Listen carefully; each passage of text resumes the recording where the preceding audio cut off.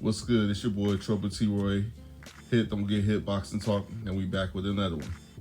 And it goes. I just wanted to speak real quick on a couple of fights. The doubleheader from Saturday night. We had Shu Shu Carrington, Bruce Carrington, versus Rene Palacios. I hope I said his name right. And then we also had Abdullah Mason versus Albert Bell, the sparring partner. No, I'm playing. I'll start with Shu Shu real quick. So, watching the fight, again, I watched it again yesterday, which was Tuesday, because the first time I watched it, when I watched it live, I kind of wasn't paying much attention. But for what I was seeing, it looked like a bit of a struggle throughout the rounds against Rene. And I already knew I was going to come back and watch them anyways, because I was watching the show and watching the fights, and I was more connected to the show than the fight. So I was like, I'll watch them again when I see them, I'll watch them again later. So I went back and watched it again, like I said, last night. And I was watching it, I'm looking, and I just realized that Shu Shu has been at 126 super featherweight for 5 years. He's going on 5 years in the same weight class. He became a pro at featherweight, and he's been at featherweight for 5 years, and he's 28, 29 years old. And I remember maybe a couple years ago, whenever he got his WBC World Championship belt, there was this speculation, or not speculation, that's probably not the right word. There was this thing about him unifying the division, but he couldn't get the fights. So I remember telling myself he needs to move up, because I'm watching him at weigh-ins. It's like, see, he's shrinking down like a raisin, looking like he ain't got no water in the system. Like, I was like, unifying at this weight division probably ain't gonna go off well, because he's been fighting there for years already. And I was just like, he's been fighting at the same weight class his whole career so far.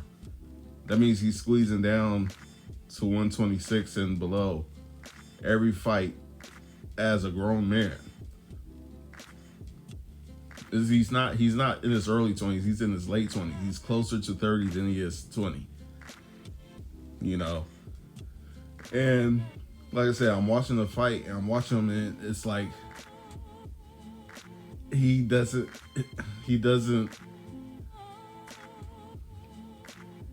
hit Rene Palacios. Once again, I hope I said his name right. The punches that Shu Shu was hitting him with weren't hurting him. Rene kept coming forward. Shu Shu spent a good amount of time on the ropes and in the corners, and that wasn't good. And Rene was walking through his punches, and I'm like, you know what?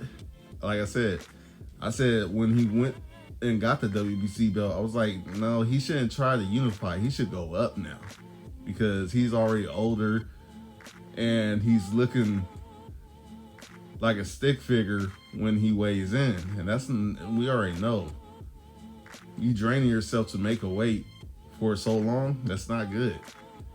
So I don't know what his next move is, but that fight was very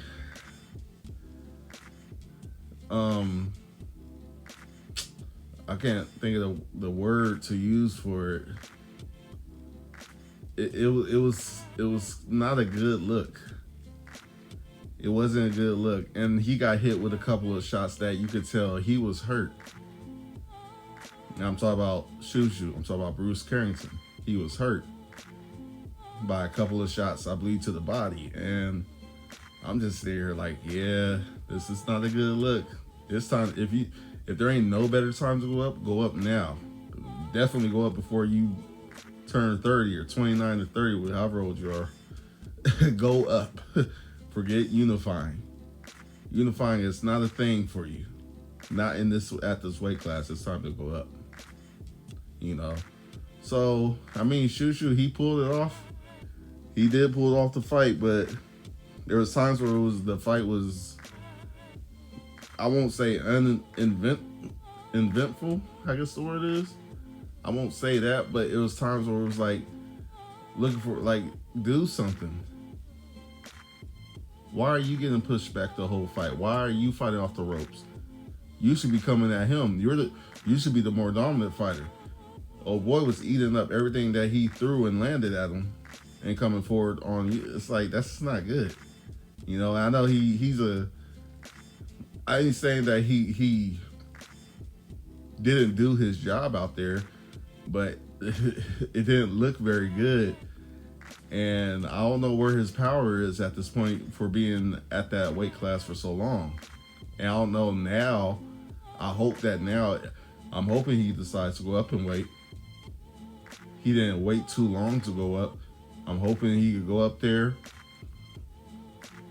go up to with super feather, and hopefully he has more power up there, because I just think he's been at this weight for too long, and it's not a good look. Super feather is the way to go at this point, you know. But yeah, I was, if I had to give Shu Shu a grade for this last fight, C plus in performance, C plus overall, because you've been at the weight class too long, and it's starting to show. That's basically all I'm saying. It's starting to show, and that's not a good look, because when you do start going up in weight, I don't know if your power is going to be there. I don't know if anybody's going to respect you from the performance that, I keep saying you like he's listening, from the performance that Shu Shu put on. I don't know if anybody's going to respect him, and I don't know if his power, maybe he gets the power going up. I would hope so. He's still, ain't like he's old, but he's not young either. And staying at that weight class for as long as he did, 5 years, we're going on 5 years as a pro in that same weight class, going up, you're going to have to find a way to earn the respect of these guys when you go up. And I don't know how his power is going to transfer up into the next weight class. So I'm kind of worried about that myself. But he pulled off the win. Congratulations to Bruce Shu Shu Carrington. And is on to the next with that one, you know. I hope he goes up in weight, though. I don't want to see him unify. I really don't. I don't think it's necessary. Go up to 130, dude. That's just my opinion, though, you know. And then we had Abdullah Mason versus Albert Bell. Great fight. I say a fight of the year candidate. That was pretty easy it was a great fight to watch. Even while I was watching it during the fireworks, so I was watching it at the fireworks at the same time. I think Abdullah, 22, 23 years old, still growing. He ain't even reached his grown man power yet. but the boy is a beast. It looked like Albert Bell. I believe that's his name. I could be saying this name wrong. But it looked like he kind of slowed down in the later rounds, and which is going to happen. I think that was his first 12-rounder. And yeah, that's fine. But he has about 10, 11 years over Abdullah Mason as a pro. So he had the experience. He's a grown man. I think he's 32, 33 years old compared to Abdullah Mason being 22 years old. So he had the experience. He's been in the ring. I think he was undefeated and also they had the rounds in the gym from sparring. So these are two fighters that knew each other. A lot of people were online saying, "Oh, well, Abdullah Mason, because originally he was supposed to fight Cordina, but that fight got canceled because Cordina got in trouble over where he's at, and they had the whole situation with his basically he can't come out here right now. So it just is what it is. But he is still, I believe the belt organization that he's with has Cordina still set to fight Abdullah Mason next, if I'm correct. I believe they're still ordering that, so that's a whole nother story though. But yeah, man, really, Abdullah Mason, he just showed once again that he is a fighter that's gonna keep on pushing until he got it. That's what I got out of that. He pushes until he finds it. The body work was great. It was a great fight between the both of them. Because Albert Bell, he pushed on too until he just couldn't no more. And Abdullah Mason, he just capitalized on that. Like he's supposed to, like a real champion is supposed to. Abdullah Mason is probably one of the fighters that I really look forward to watching over the next few years. And definitely probably the American boxer that I definitely support right now. He's doing very well. He's been pushing on when he finds himself in a tough spot. He seems to just keep on pushing. And the way he ended that fight, a lot of people don't think that the stoppage was a good stoppage. I think it was. I don't think Albert Bell had anything left. I think Albert Bell himself had nothing else to offer. It kind of reminds me of the Xander Zayas Boots Ennis fight. Just like Xander Zayas, I think Xander Zayas knew he didn't have anything left to offer. And I think that was the same situation with Albert Bell. Like, what's the point in continuing if you just gonna keep on beating my ass? Like, what I ain't got nothing else to offer, so I'm supposed to just go out. Yeah, a lot of people, go out on your shield, go out on your shield. But most people who say that ain't never even been in a boxing ring or any combat sport, or probably never even been in a fight in general. You know what I'm saying? You don't know what these guys in the ring are feeling when they're getting punched in their face into the body. You don't know what they're feeling. You don't know what their body is going through when they're training this hard and get in there and get broken down like that. You don't know what they're feeling. So I don't look at the Albert Bell. I look at maybe he could have got it up and just finished off the round.